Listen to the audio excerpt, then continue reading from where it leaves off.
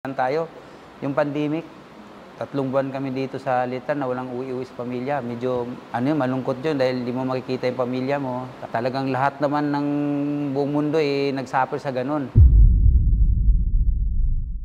Mahirap nung time na yun kasi mga estudyante nun, iba yung treat nila no sa ngayon. For the meantime, may guard dun sa Litran, Maynila. Ikaw muna mag-reliever. Mga 1 linggo lang.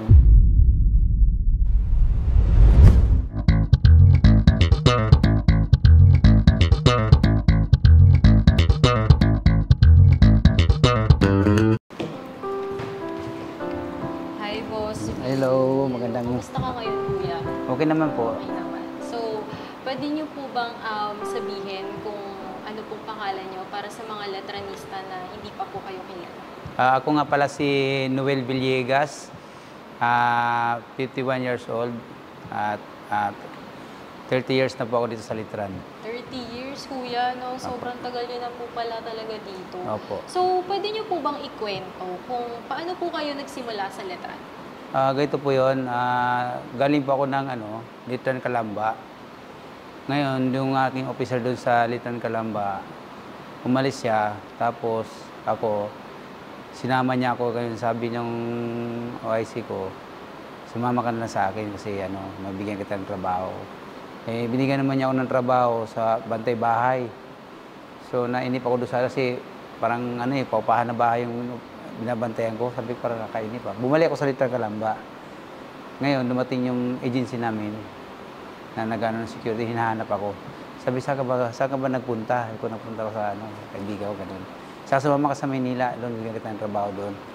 At pumunta ako doon sa Manila, nag-stay ako sa agency namin. Ngayon, nangailangan dito sa Litran ng isang security. Sabi niya, for the meantime, may guard doon sa Litran, Maynila. Ikaw muna mag-reliever. Mga 1 linggo lang.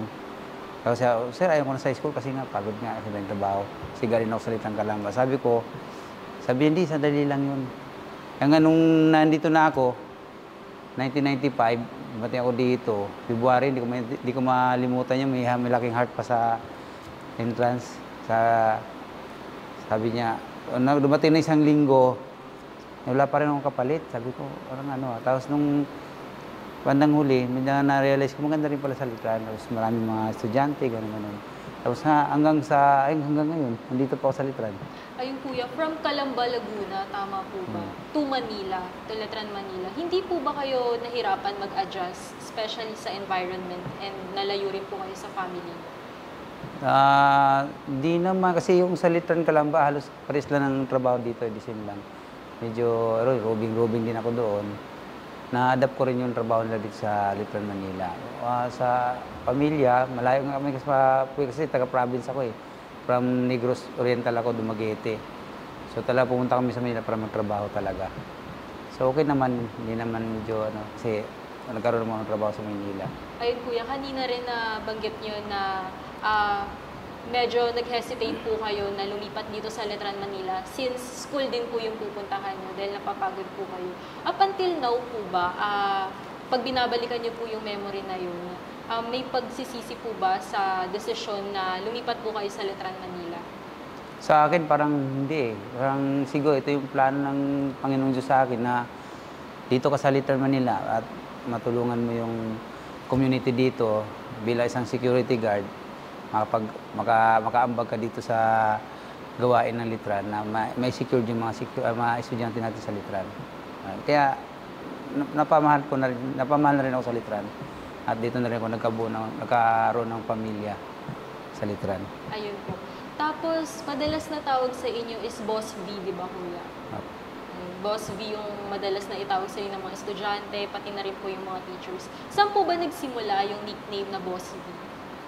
Kasi ako, pagdating sa trabaho kasi, ginagampanan ko yung binigay sa akin na instruction sa akin ng mga boss namin, mga officer namin, admin ng Litran, kung ipatupad mo yung batas natin, napapatupad ko. Siguro yung mga dahil maganda naman siguro yung ko sa mga estudyante na tulad magsabit ng ID, isa nakakalimot, nagre-remind ako. Minsan nagpapasumpa pa nga ako, di ba? Siguro yung unang panahon, mga naalala ko, yung mga millennial, ang tawag sa akin, idol eh. Idol nung lately, yung gumaso yung Gen Z ba yung tawag nila?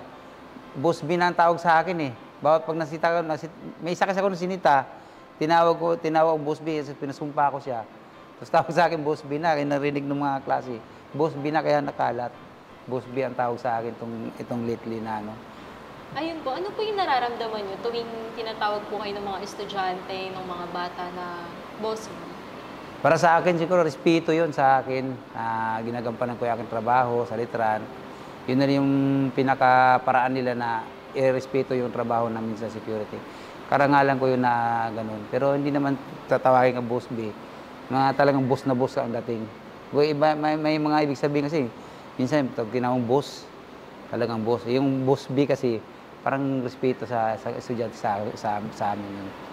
Ayun, so since nag-start po tayo sa history nung nickname niyo na Boss B, pwede niyo po bang ikwento sa amin kung paano po ba talaga kayo nag-start dito sa Letran? Naalala niyo po ba yung unang posisyon niyo, unang araw niyo, unang linggo niyo po dito sa Letran, Manila? Unang-una ko, dinutihan dito yung main entrance. Marami akong challenge dyan sa main entrance.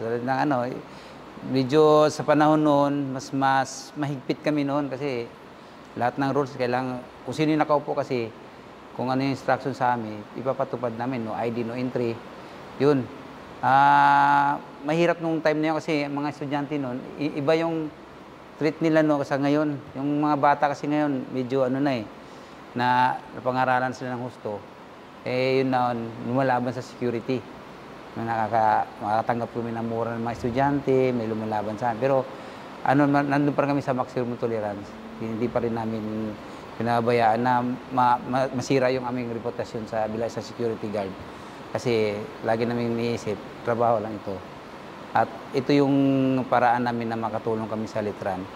So maraming struggle, marami ding happiness, lalo na sa pagdating yung may mga dito, occasion, nandun din kami.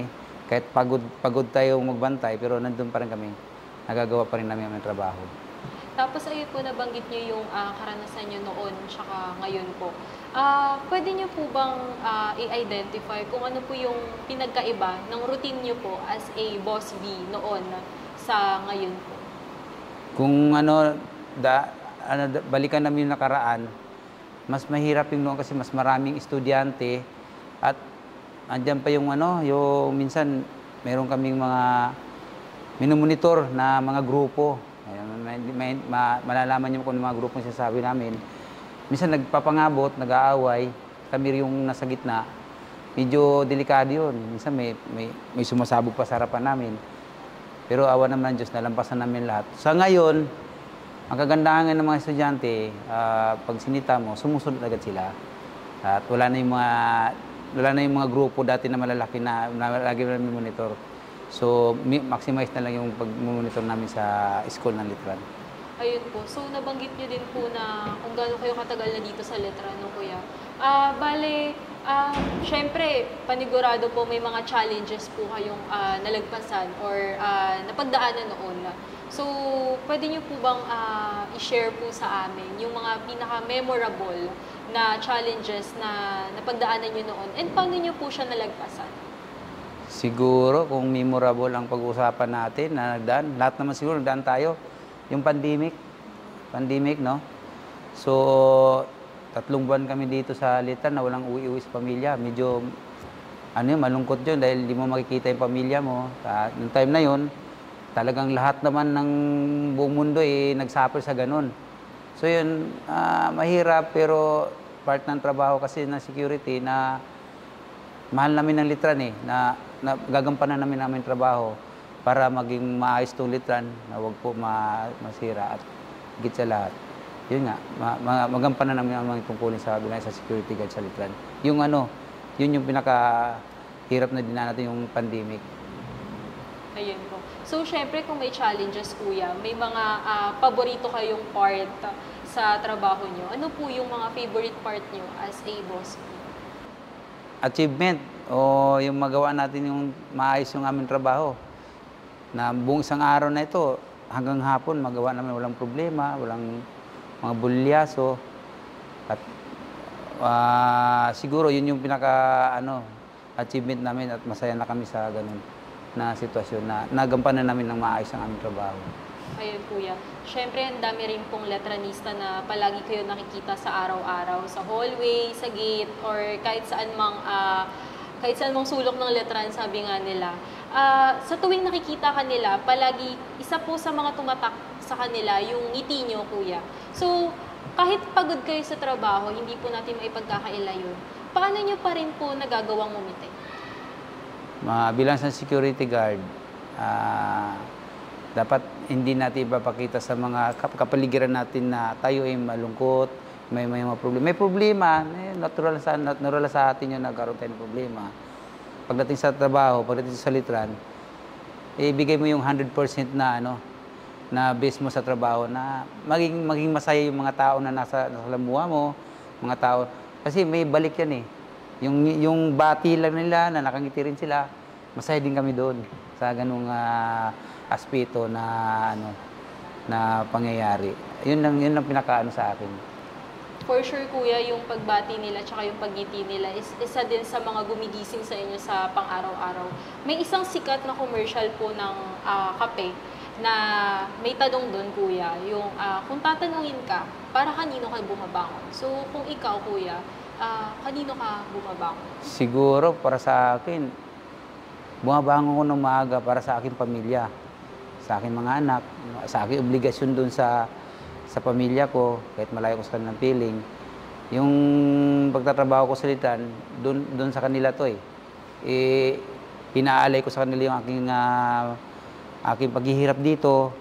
At siguro naman bandang huli, pag ako nagretiro sa litran at nakikita naman ng mga anak ko, na ganun yung ko sa kanila, siguro yung masayang yung to sa buhay ko.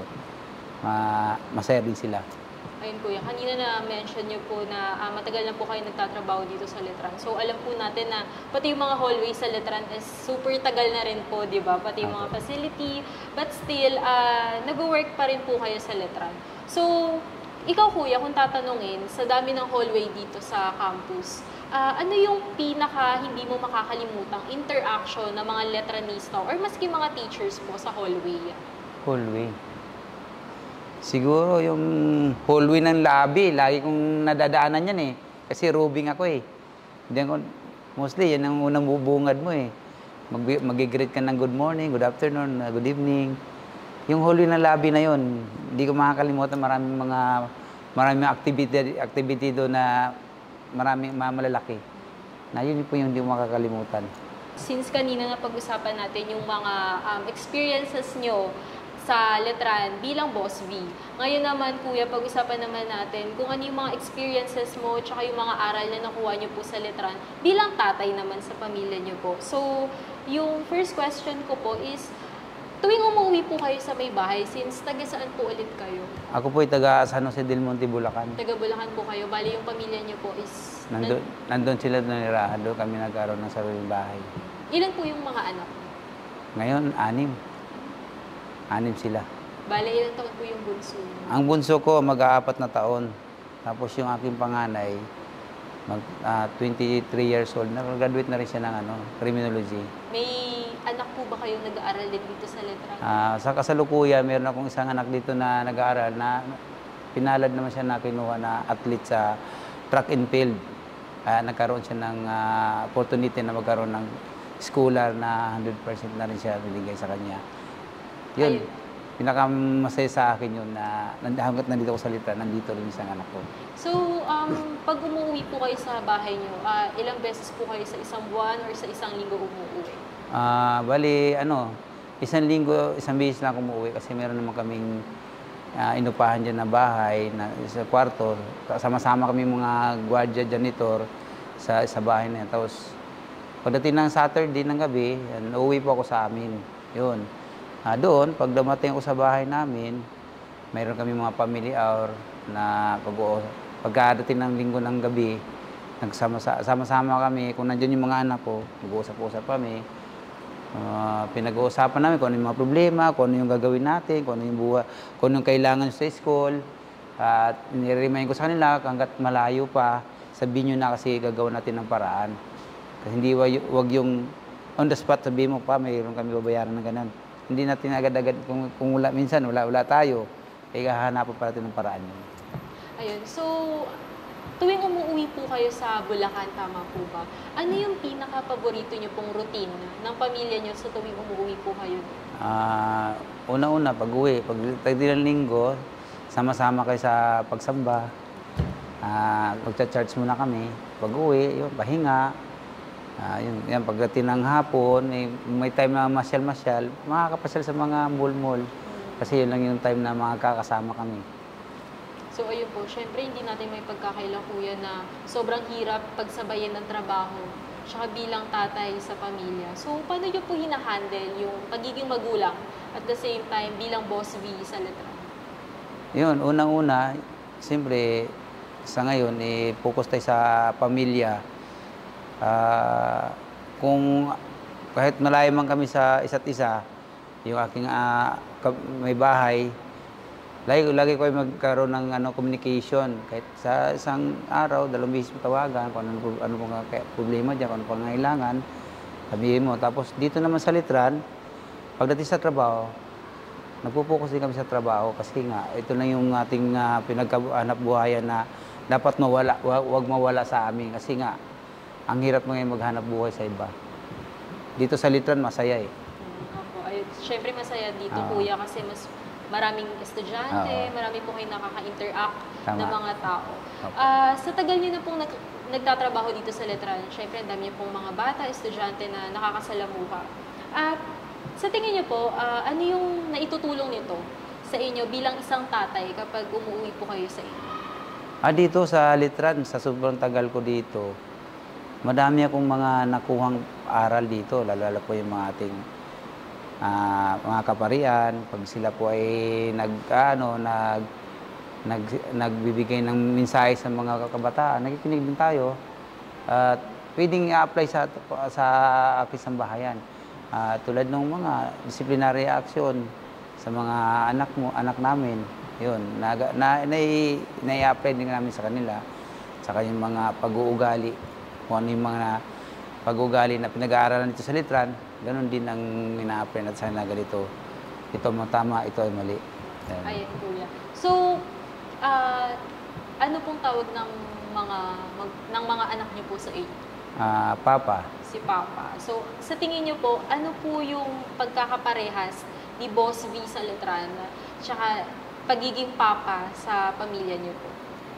Sa Letran, pag tinatawag tayong Boss V, ibig sabihin, respeto ng mga estudyante sa amin o sa akin. Kasi parang nakita nila, ginagampanan namin yung maayos na aming trabaho. Pagdating naman sa bahay, sa mga anak ko, ang tawag sa akin tatay, pinapakita ko rin yung pagmamahal nila sa kanila, kung ano yung, ayun, sinusuklihan ko naman ng kahit pa paano, pag umuwi ako, may dalang mga pasalubo para sa mga anak ko, para masaya naman sila. Pagka tinawag ka ng papa, musta ka na dyan, papa, okay naman, masaya ako doon. Ayun po. Balik naman na po tayo sa Letran po ulit, sa trabaho niyo po sa Letran. So, kanina nakwento niyo po kung paano kayo nagsimula sa Letran, paano po kayo nakapasok sa Letran. So, buti po hindi niyo po natatanong sa sarili niya na kung bakit Letran? Sa dami ng school, sa dami ng companies na pwede niyo pong pag-applyan, bakit Letran? Kasi sa akin, ang mindset ko kasi, kung magsi-security ka lang naman din, pupunta ka sa ibang mas maganda dito sa Letran kasi dito, tulad to, advantage na dito kasi nga may respeto na yung mga tao sa atin. Kung sa iba, baka hindi maganda yung kanilang turing sa mga security kasi may nakikita tayo mga kumpanya. Pag sinabing security ka lang talaga. Dito kasi sa Letran, community dito, masaya. Kahit mga estudyante, mga parents, mga faculty, andun yung respeto sa isa't isa eh.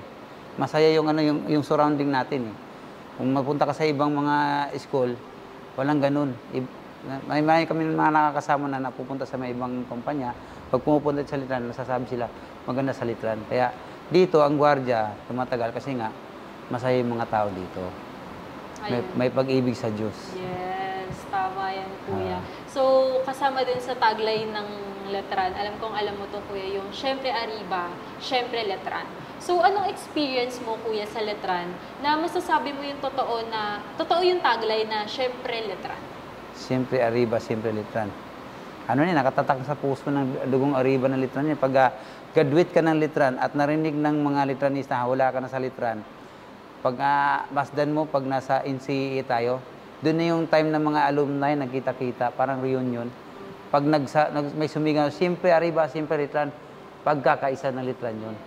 Kaya masaya pakinggan yun sa tainga ng galing ka sa Litran na at alumni ka ng Litran. Pag sinabing siyempre Arriba, pag sabihin, siyempre dito tayo sa Litran, ipagmamalaki natin ang Litran. Mahal natin ang Litran. Yes.